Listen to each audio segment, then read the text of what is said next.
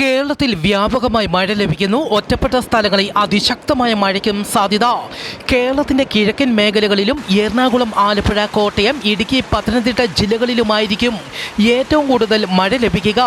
വടക്കൻ കേരളത്തിന് മുകളിലെ ചക്രവാത ചുഴിയും ബംഗാൾ ഉൾക്കടലിന് മുകളിൽ ഒഡീഷ തീരത്തോട് ചേർന്ന് ന്യൂനമർദ്ദവുമാണ് കേരളത്തിൽ മഴ ശക്തമാകാൻ കാരണം.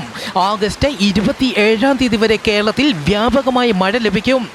കേരള തീരത്തെ കള്ളക്കടൽ പ്രതിഭാസം തിരുവനന്തപുരം കാപ്പിൽ മുതൽ പൊഴിയൂർ വരെയും, കൊല്ലം ആലപ്പാട് മുതൽ ഇടവ വരെയും, ആലപ്പുഴ ചെല്ലാന മുതൽ അഴീക്കൽ ജെട്ടി വരെയുള്ള തീരങ്ങളിലും ഉയർന്ന തിരമാലയ്ക്കും കടലാക്രമണത്തിനും സാധ്യത. മത്സ്യത്തൊഴിലാളികളും തീരദേശവാസികളും ജാഗ്രത പാലിക്കണമെന്നും അറിയിച്ചു. കേരള, കർണാടക, ലക്ഷദ്വീപ് തീരങ്ങളിൽ ഇന്നു മുതൽ ആഗസ്റ്റ് 26 വരെ മത്സ്യത്തൊഴിലാളികൾ മത്സ്യബന്ധനത്തിന് പോകരുതെന്ന് കാലാവസ്ഥാ വകുപ്പ് അറിയിച്ചു. ബംഗാൾ ഉൾക്കടലിൽ ഒഡീഷ തീരത്തെ പാരാദ്വീപിനോട് ചേർന്ന് പനാമ പതാകയുള്ള ചരക്ക് കപ്പൽ മുങ്ങി.